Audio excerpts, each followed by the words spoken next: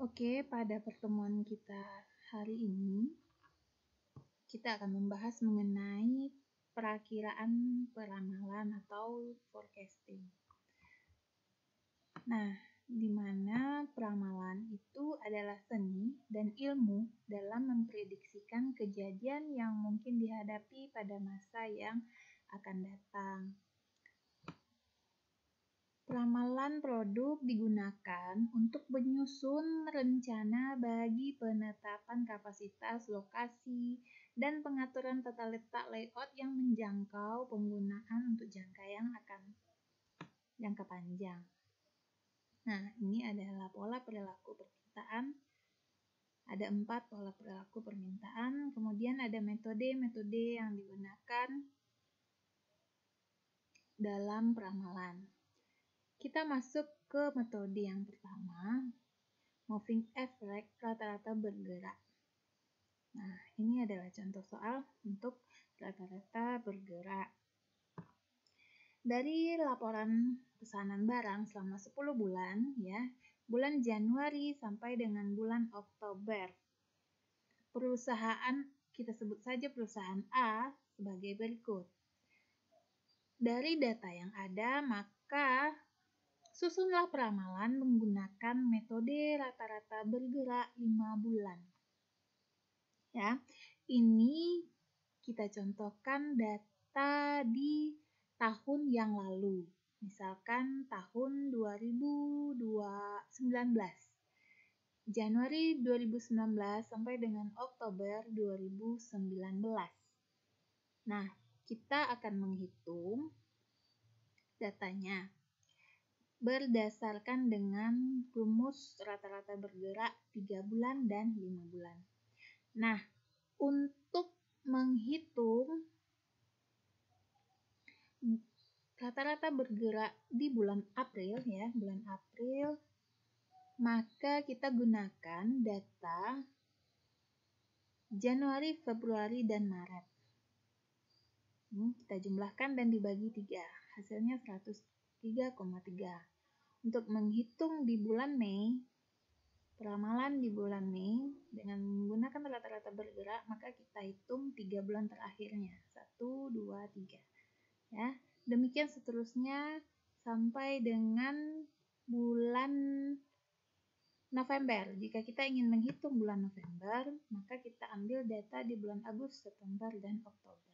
Itu untuk 3 bulan. Nah, untuk yang 5 bulan, maka kita ambil data 5 bulan terakhir. Dibagi 5. Nah, ini adalah tabel untuk rata-rata bergerak. Yang kita hitung tadi, ya, ini untuk yang bulan April, Mei, Juni, Juli, Agustus, September, Oktober, seterusnya, maka kita masukkan ke tabelnya. Ya, bulan April 103,3, Mei 88,3, demikian seterusnya sampai bulan November. Nah, bulan November kita hitung dari 3 bulan terakhir, jadi Agustus, September, Oktober. Ya, oke, kita akan peroleh rata-rata bergeraknya adalah 110,0.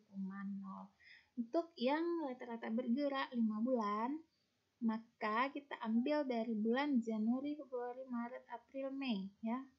Nah, kita mulai di bulan Juni. Bulan Juni rata-rata bergeraknya adalah 99,0. Kita hitung dari 120, 90, 100, 75, 110 bagi 5. Nah, maka kita peroleh rata-rata bergerak 5 bulan untuk bulan Juni. Demikian juga bulan Juli. Bulan Juli kita hitung dari 5 bulan terakhir, berarti Juni, Mei, April, Maret, Februari. Demikian seterusnya sampai di bulan November. Untuk bulan November kita hitung dari Oktober, September, Agustus, Juli, Juni, ya, 5 bulan terakhir. Nah, kita lanjutkan ke kurvanya. Untuk kurva ini ada yang berwarna biru, ya, kurva yang berwarna biru kita peroleh dari data bulan Januari sampai dengan bulan Oktober, ya. Nih, bulan Oktober. Januari sampai dengan Oktober. Nah, Bulan Januari tadi ada 120, Februari 90, maka posisinya 120 di sini. Februari 90 di sini. Demikian seterusnya sampai berakhir di bulan Oktober. Data bulan Oktober adalah 90 permintaannya. Nah, untuk kurva yang berwarna merah, ya, berwarna merah, ini yang berwarna merah itu adalah rata-rata bergerak untuk 3 bulan. Nah, kita peroleh dari tabel mulai dari bulan April 103,3 sampai dengan November 110,10. Nah, ini dia. Kita mulai dari bulan April 103,3, maka posisinya kira-kira di sini. Ya, 103,3, kemudian seterusnya sampai dengan terakhir di bulan November. Bulan November datanya adalah rata-rata bergeraknya 110,10. Nah, untuk yang 5 bulan. Yang 5 bulan itu bulan Novembernya 91,1. Nah, untuk bulan November 91,1.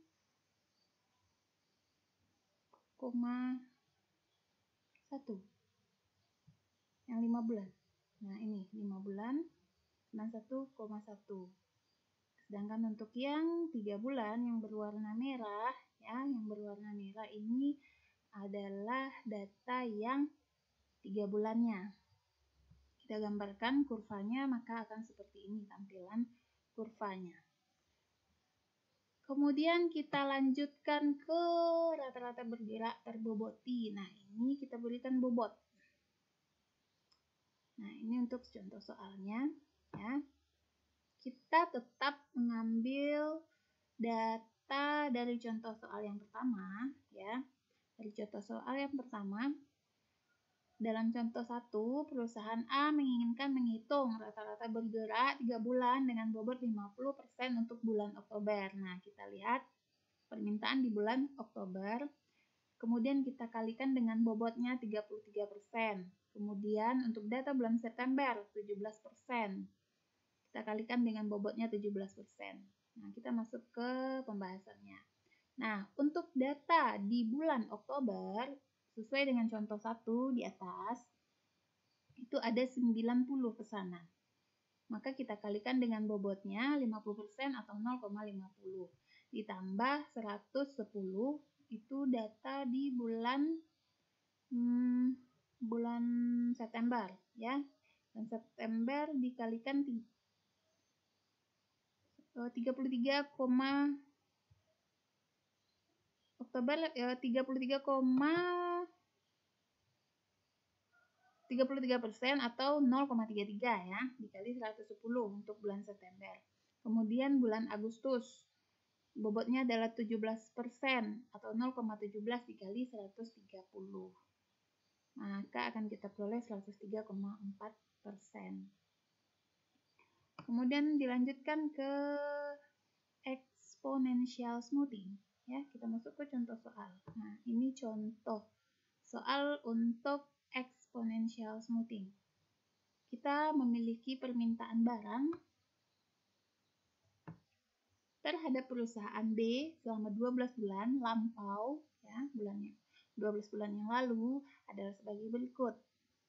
Perusahaan menginginkan mempertimbangkan peramalan menggunakan metode exponential smoothing dengan menggunakan faktor pembobotan smoothing konstan namanya A sama dengan 0,30 dan 0,50. Nah, ini data bulan Januari sampai dengan Desember. Tahun lalu ya, tahun lalu. Nah, ini dia. Kita masuk ke rumus, nah, penghitungannya. Peramalan untuk periode kedua. Ya, dengan menggunakan A 0,30. Nah, kita masukkan ke rumus. 0,30 ya, ini kita peroleh dari 0,30 konstantanya dikali 37.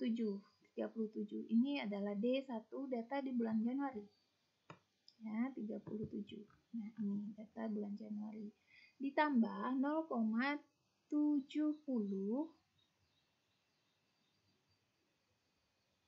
Ini salah ya. Ini 0,30 konstantanya ya, dikali 37.